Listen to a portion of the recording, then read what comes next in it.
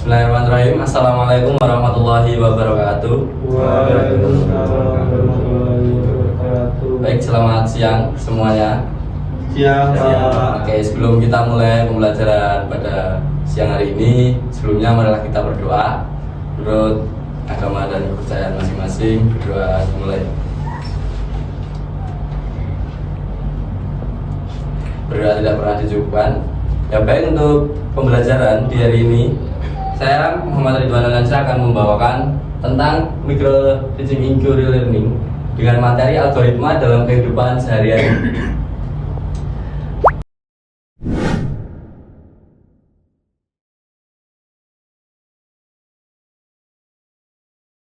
Oke, sebelum itu saya mau tanya nih, apakah kalian sering membuat mie instan?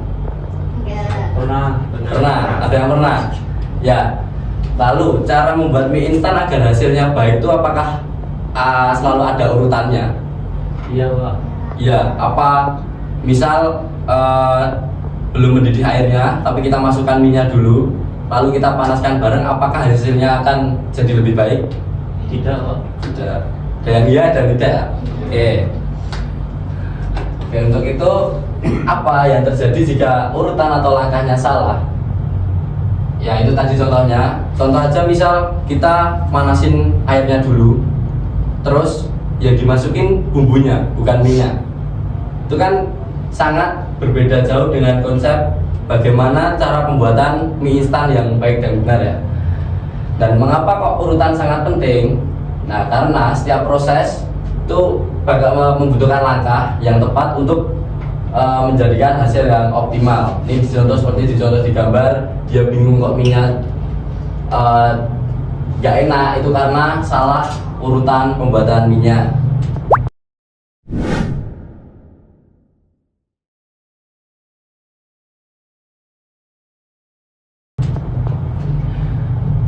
Lalu nih, menurut kalian langkah apa saja yang diperlukan? Pertama, kalau membuat mie itu apa aja langkah-langkah yang harus kalian siapkan? Menyiapkan alat dan bahan. Menyiapkan alat dan bahan yang pertama.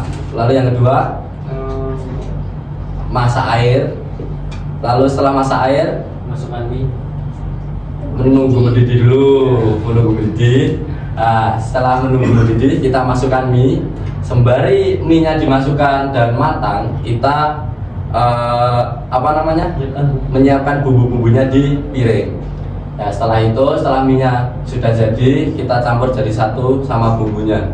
Itu adalah langkah-langkah yang benar. Jadi, kenapa saya mengibaratkan sebuah algoritma dengan mie instan? Karena di setiap kehidupan, di setiap kita memulai kegiatan apapun yang ada di kehidupan kita, itu sudah termasuk algoritma. Contoh lain, misal kalian mau berangkat ke kampus atau berangkat ke sekolah, apakah itu nggak ada urutannya? Mestinya ada kan? Contoh kalian berangkat dari rumah kalian, harusnya ada perempatan belok kanan. Itu algoritmanya yang benar, kalian belok kanan sampai jalan besar belok kiri. Tapi kalian memilih algoritma yang kalian belok kiri dulu, muter dulu, baru ke sekolah. Apakah itu benar? Tidak. Tidak, karena apa? Itu sangat membuat kalian bisa telat masuk ke sekolahan. Ya, jadi seperti itu ya anak-anak. Untuk algoritma sebenarnya sudah kita terapkan di kehidupan sehari-hari. Kita juga selalu melalui semua rangkaian algoritma secara kita tidak sadar.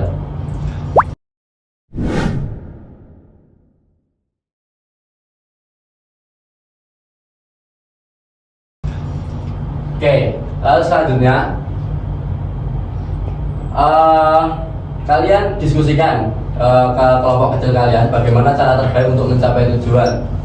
Pastikan tidak ada langkah yang terlewat. Oke, kita ibaratkan segini langsung kelompok kecil aja.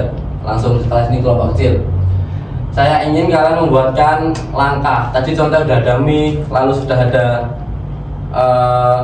berangkat ke kampus. Nah, sekarang aku ingin langkah. Kira-kira apa? Ada yang mau request ya? Kita mau mendiskusikan langkah apa nih? Langkah mandi. Langkah mandi. Oke, ada lagi selain mandi mungkin tata cara apa ya, menghidupkan komputer atau menghidupkan laptop, itu bisa. Coba kalian mau yang apa? Satu aja, yang paling gampang yang sering kalian lakukan. Mandi. Mandi ya, oke. Tata cara mandi. Coba sekarang kita diskusi nih. Dari kalian bangun tidur, kalian mau mandi, tuh langkah pertama apa yang kalian lakukan? Mencari baju. Mencari baju. Oke. Pertama mencari baju. Setelah mencari baju, Mengambil handuk. mengambil handuk. Lalu setelah mengambil handuk, Menuju kamar mandi. menuju ke kamar mandi. Lalu di situ kalian mandi dengan urutan, mungkin kalau mandi berbeda-beda ya, algoritma setiap orang berbeda-beda. Namun dengan umumnya saja, mungkin nanti ada samponan, sabunan, sikat gigi, cuci muka, terus sudah kan ganti baju yang tadi kita bawa, lalu kembali ke kamar masing-masing. Oke, cukup. Mungkin itu saja contoh apa yang kita diskusikan untuk masalah kecil kita ini. Nah, setelah itu saya jelaskan sebenarnya apa itu algoritma. Jadi algoritma adalah langkah-langkah logis yang bertujuan untuk menyelesaikan sebuah masalah. Ya, ini adalah fondasi pemecahan masalah di berbagai bidang, bukan hanya di dunia komputasi. Jadi dengan gampangnya, algoritma itu urutan-urutan, semua urutan yang kita lalui di kehidupan kita sampai kita menuju ke tujuan kita, itu adalah algoritma. Dari hal-hal kecil, kalian mandi, membuat mie, atau kalian berangkat ke kampus, itu sudah menjadi bagian algoritma. Dan jika kalian dihubungkan dengan materi yang kalian lagi jalan ini, contoh nanti ada di PTIK, itu nanti yang berhubungan dengan teknologi, informasi, dan komputer, itu nanti kalian situ akan apa ya, mempelajari tentang algoritma yang sebenarnya. Lalu penerapan algoritma. Sini ada contoh algoritma lain dalam kehidupan sehari-hari. Untuk mencuci baju itu kita untuk umumnya ada proses dari memilah, mencuci, membilas hingga mengeringkan. Itu contoh yang mencuci baju. Lalu yang kedua, menuju lokasi baru, ikuti petunjuk arah langkah demi langkah dari aplikasi navigasi. Ya, kita ikut maps kita akan mengarahkan kemana. Jika kita tidak mengarahkan maps yang harusnya kita cuma 5 menit sampai, kita nyari jalan sendiri, mungkin bisa jadi 15 menit baru sampai. Itu sangat menyalahkan atau menyimpang dari algoritma yang sebenarnya. Selanjutnya memasak resep. Setiap resep adalah serangkaian instruksi berurutan. Contoh paling kecil tadi ada memasak mie. Jika kok ada yang lebih rumit, misal membuat kue lah, atau kita membuat mie tapi yang spaghetti, itu kan langkahnya lebih rumit. Jadi itu algoritmanya akan lebih susah di situ. Lalu mengapa algoritma itu penting? Mengapa kalian harus mengikuti langkah-langkah dari awal sampai akhir? Maksudnya kenapa kok harus sama gitu? Nggak boleh beda, kenapa? Yang pertama itu efisiensi, yaitu meningkatkan kecepatan dan ketepatan solusi. Contoh tadi, kenapa kok harus mengikuti Google Maps dengan benar, mengikuti navigasi dengan benar? Karena jika kita menyimpang dari navigasi tersebut, kita akan menuju ke lokasi kita akan jauh lebih lama, atau akan mengurangi waktu efisiensi kita, begitu. Lalu yang kedua ada konsistensi, menjamin hasil yang sama setiap kali dieksekusi. Setiap kalian mandi, setiap pagi itu mesti kan kalian urutannya kayak gitu terus. Ambil baju, terus ambil handuk, mandi, nanti ada sikat gigi, sabunan, samponan, itu akan kalian lakukan konsisten terus, seperti itu terus. Mungkin beda apa ya, beda urutan atau beda algoritma jika kalian menginap atau di rumah teman, itu kan tidak sama dengan yang kita lakukan sehari-hari. Oke, yang ketiga pemecahan masalah, memberikan kerangka kerja sistematis untuk mengatasi tantangan. Jadi di setiap algoritma itu pasti ada yang namanya masalah. Contoh paling kecil, saat kita memasak mie, kok airnya nggak ada. Nah, di situ akan ada muncul algoritma baru, yang dimana kita akan memecahkan masalah di situ. Bisa nggak ada air, berarti kita harus beli air dulu nih di luar. Kita tambah algoritma lagi, membeli air di luar di Madura, warung Madura itu. Kita kembali lagi, kita sudah memecahkan satu masalah, kita mempunyai algoritma yang baru.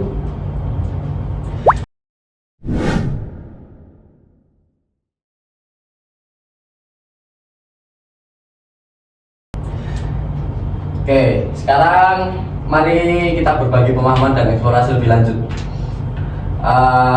Apakah ada pertanyaan tentang konsep algoritma atau contoh yang telah kita bahas? Ya, ini sebenarnya adalah kesempatan buat kita untuk memperdalam pemahaman bersama. Silakan, ada yang ingin bertanya, misal salah satu bertanya tentang kalau algoritma ini apa? Coba saya tunjuk dari siswa Agam. Silakan bertanya tentang algoritma. Terserah kamu mau menyertakan algoritma tentang apa, tata cara ini, cara ini atau apa. Nanti kita jawab bareng-bareng di sini.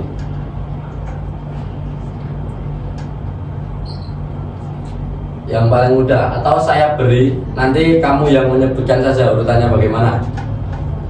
Gitu. Oh, udah ada, silakan. Saya ingin bertanya, apa perbedaan algoritma sekuensial, percabangan dan perulangan? Bisa diulangi, kurang dengar. Apa perbedaan algoritma sekuensial, percabangan dan perulangan? Perulangan. Oke, sebenarnya ini tidak ada di sini ya. Tapi kalau kita ambil algoritma itu tentang percabangan dan pengulangan. Bisa dicontoh tadi salah satu percabangan yang saya maksud, misal ada sebuah mie nggak ada air, itu kan kita algoritmanya bakalan bercabang. Bagaimana agar airnya itu ada? Kita membuat algoritma bercabang. Kita membeli air di luar, baru kita kembali lagi, itu kita tetap sama dengan algoritma mie, namun hanya dicabangkan saat membeli air. Itu yang pertama. Terus yang kedua, Sekuensial. yang kedua bukan perulangan itu bisa dicontoh seperti misal kalian berjualan. Kan berjualan apa ya? Contoh kecilnya cimol. Kalian tahu cimol ya? Cimol atau cireng lah, seperti itu. Itu kan algoritma kalian berjualan kan, ada pembeli datang, kalian menjual, cara menjual cimolnya memasukkan inilah, nanti dikasih saus, digoreng dan lain-lain. Terus ada lagi yang beli, kalian akan melakukan algoritma yang sama. Ya, itu yang dimaksud algoritma pengulangan. Begitu.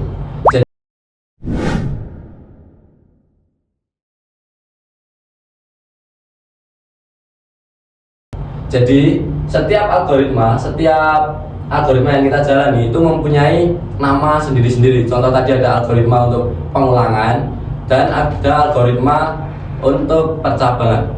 Itu akan kita jalani di kehidupan kita. Untuk contohnya simpel sih, kalian bisa menyimpulkan sendiri dari kehidupan yang kalian jalani sehari-hari.